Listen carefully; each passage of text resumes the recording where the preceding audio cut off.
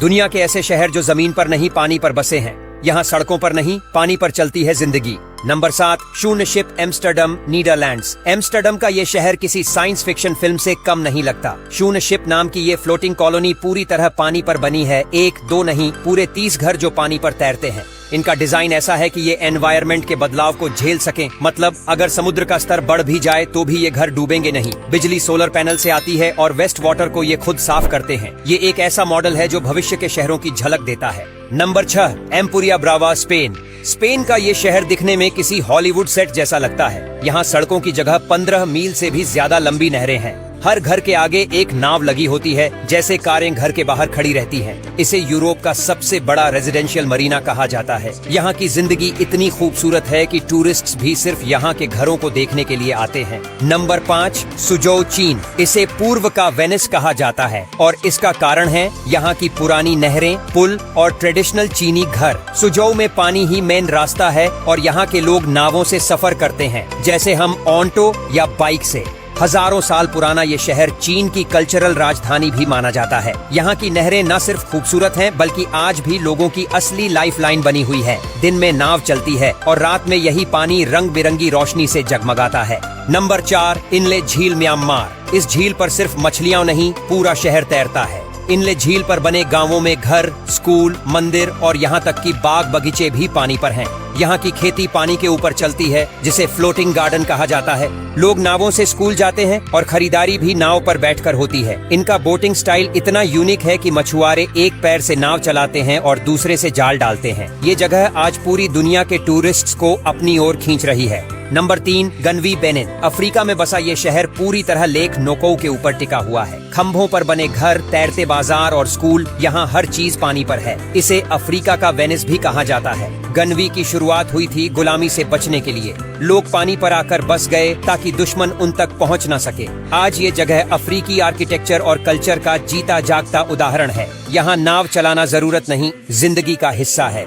Number 2, Giethoorn, Netherlands. इस छोटे से गांव को देखकर ऐसा लगता है जैसे कोई कहानी जिंदा हो गई हो। यहाँ सड़कों की जगह नहरें हैं और हर घर के पास एक छोटी सी बोट। इस गांव में कारें नहीं चलती। इतना ही नहीं, यहाँ शांति का ऐसा माहौल होता है कि लोग इस जगह को विस्पर विलेज भी कहते हैं। यूरोप में ये जगह बेहद फेमस हो चुकी है और अब इसे नॉर्थ का वेनिस भी कहा जाता है। ये शहर दिखाता है कि टेक्नोलॉजी नहीं, संतुलन जिंदगी को बेहतर बनाता है।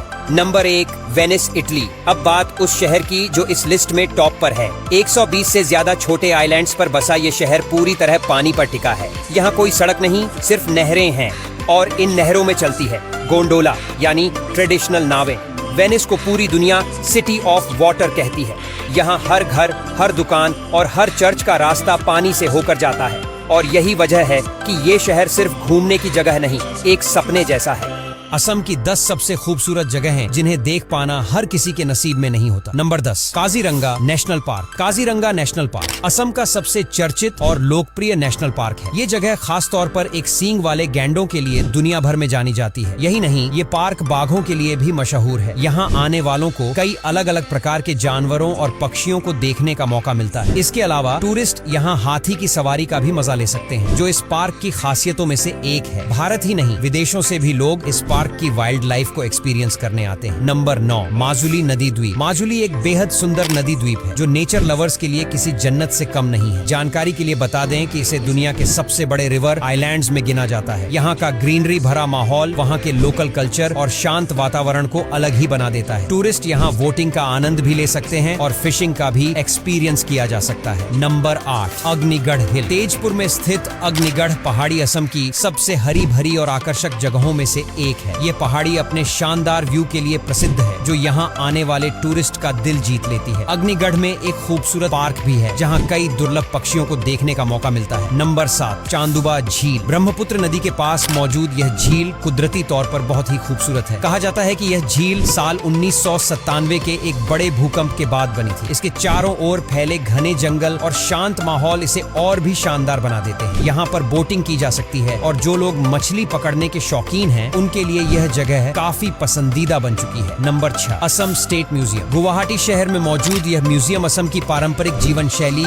और संस्कृति को बखूबी दर्शाता है। इसकी शुरुआत सन 1940 में हुई थी। इस म्यूजियम में जाकर कोई भी असम की सभ्यता और इतिहास को करीब से समझ सकता है। साथ ही यहाँ कई ऐतिहासिक चीजें भी रखी गई हैं, जिन्हें देखने बड़ी संख्या में लोग आते हैं। नंबर 5, मानस नेशनल पार्क। मानस नेशनल पार्क असम का एक बहुत ही सुंदर और एडवेंचरस नेशनल पार्क है। यह पार्क खासकर बाघ, गोल्डन लंगूर और रेड पांडा जैसे दुर्लभ जानवरों के लिए जाना जाता है। यहाँ बहने वाली नदी इस पार्क की सुंदरता में 4 चांद लगा देती है। देश विदेश से पर्यटक इस नेशनल पार्क की नेचुरल ब्यूटी और वाइल्ड लाइफ का अनुभव लेने आते हैं। नंबर 4, तलातल घर। तलातल घर एक ऐतिहासिक इमारत है जिसे असम के प्रमुख ऐतिहासिक स्थलों में गिना जाता है। यह स्ट्रक्चर 1756 में तैयार हुआ था और बताया जाता है कि 18वीं सदी में अहोम राजाओं के युद्धों के दौरान यह जगह एक सीक्रेट बेस हुआ करता था। इस इमारत में 2 भूमिगत सुरंगें भी हैं जो जमीन के नीचे 3 मंजिल तक जाती है। आज यह इमारत एक प्रसिद्ध टूरिस्ट प्लेस बन चुकी है। Number 3, science museum Khanapara. Guwahati में स्थित यह साइंस म्यूजियम साल 1984 में शुरू किया गया था। इस म्यूजियम का उद्देश्य लोगों को साइंस के बारे में जानकारी देना है। म्यूजियम के अंदर एक खूबसूरत पार्क है जहाँ 3D फिल्में चलाई जाती हैं। इसके अलावा यहाँ मैजिक मिरर, बटरफ्लाई कॉर्नर और फन साइंस जैसे कई इंटरेस्टिंग जोन। एक एक्वेरियम भी है जहाँ पर कई तरह की मछलियाँ देखने को मिलती हैं। Number 2, Ecoland water park. Ecoland Assam का सबसे बड़ा और शानदार वाटर पार्क है। यहाँ कई तरह की वाटर स्लाइड्स और एडवेंचर राइड्स मौजूद हैं जो बच्चों से लेकर बड़ों तक सभी को एंटरटेन करती है। स्विमिंग पूल्स की भी भरमार है जहाँ हर उम्र के लोग मस्ती कर सकते हैं। फैमिली के साथ क्वालिटी टाइम बिताने के लिए यह एक बेहतरीन जगह मानी जाती है। Number 1, Haflong hill station. अगर शांति और सुकून की तलाश है तो हाफलोंग हिल स्टेशन एकदम परफेक्ट जगह है। यह हिल स्टेशन जंगलों, झरनों और झीलों से घिरा हुआ है जो इसकी खूबसूरती को बढ़ाता है। यहाँ टूरिस्ट ट्रैकिंग, कैंपिंग और टाइपिंग जैसी एक्टिविटीज का मजा ले सकते हैं। यहाँ पर 10 ऐसी भारतीय सब्जियां जो असल में भारतीय हैं ही नहीं। नंबर 1 वाली का नाम सुनकर तो होश ही उड़ जाएंगे। नंबर 10, आलू। बिना आलू के सब्जी की कल्पना भी मुश्किल है, लेकिन क्या पता था कि आलू भारत का नहीं है। असल में आलू साउथ अमेरिका के एंडीज रीजन से आया है, आज के पेरू और बोलीविया से। इसे भारत में सबसे पहले पुर्तगालियों ने 16वीं सदी के आसपास इंट्रोड्यूस किया था। देखते ही देखते आलू ने भारत में ऐसी पकड़ बनाई कि अब यह हर सब्जी की जान बन गया है। नंबर 9, टमाटर। आज जो टमाटर का तड़का दाल से लेकर चटनी तक में लगता है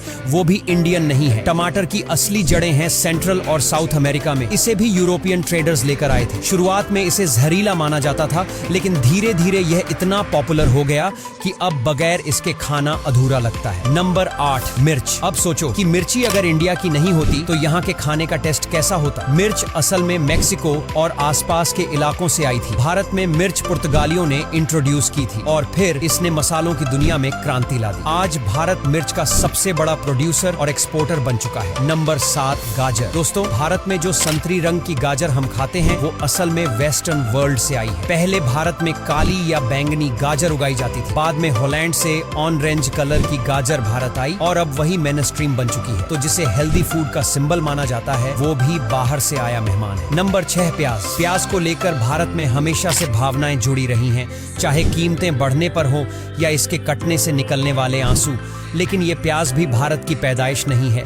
इसे मध्य एशिया और ईरान के आसपास से लाया गया था। प्राचीन काल में व्यापारियों के जरिए यह भारत पहुंचा और फिर यहाँ के खाने में अपनी जड़ें जमा ली। नंबर 5, हरी बीन्स। हरी बीन्स यानी फ्रेंच बीन्स भी भारत की देन नहीं है। इसका जन्म स्थान सेंट्रल अमेरिका है। हालांकि आज यह भारत में बड़े पैमाने पर उगाई जाती है और लगभग हर सब्जी मंडी में देखने को मिलती है। इसकी हेल्थ वैल्यू और टेस्ट ने इसे भारतीय थाली का अहम हिस्सा बना दिया। नंबर 4, चुकंदर। इसको लेकर लोगों की राय थोड़ी मिली जुली होती है। कुछ को पसंद आता है तो कुछ इसे दूर ही रखते हैं। लेकिन क्या तुम्हें पता है कि ये भी भारत में पैदा नहीं हुआ था? चुकंदर मिडिल ईस्ट और यूरोप के कुछ हिस्सों से आया है। भारत में यह हेल्थ फूड के तौर पर लोकप्रिय हुआ और अब सलाद से लेकर जूस तक हर जगह दिखता है। नंबर 3, बैंगन। इसे दुनिया के सबसे पुराने उगाए जाने वाले पौधों में से एक माना जाता है, लेकिन इसकी असल जड़ें इंडिया में नहीं बल्कि साउथ ईस्ट एशिया यानी थाईलैंड और आसपास के देशों में मिलती हैं। भारत में यह सदियों पहले आया और अब इसे सब्जियों का राजा भी कहा जाता है। नंबर 2, बंद गोभी। बंद गोभी यानी कैबेज की कहानी यूरोप से जुड़ी है। इसे भारत में ब्रिटिशर्स के जमाने में इंट्रोड्यूस किया गया था। ठंडी जगहों में उगने वाली यह सब्जी अब भारत के पहाड़ी और समशीतोष्ण इलाकों में खूब उगाई जाती है। स्कूल के लंच बॉक्स से लेकर शादी की सब्जी तक अब बंद गोभी हर जगह है। नंबर 1, शिमला मिर्च। शिमला मिर्च का नाम सुनते ही शिमला की ठंडी वादियां याद आती हैं, लेकिन हकीकत में इसका इंडिया से कोई लेना देना नहीं है। इसे इंग्लिश में बेल पेपर कहा जाता है और यह भी सेंट्रल अमेरिका से आया है। भारत में इसे शिमला में सबसे पहले उगाया गया, इसलिए इसका नाम शिमला मिर्च पड़ा। आज यह हर चाइनीज रेसिपी की जान बन चुकी है। तो दोस्तों, आज के लिए बस इतना ही। अगर वीडियो अच्छा लगा हो तो लाइक और शेयर करना बिल्कुल भी मत भूलिए। हमारे चैनल ग्रो ग्रीन इंटरप्राइजेज को सब्सक्राइब करें, बेल आइकन दबाएं।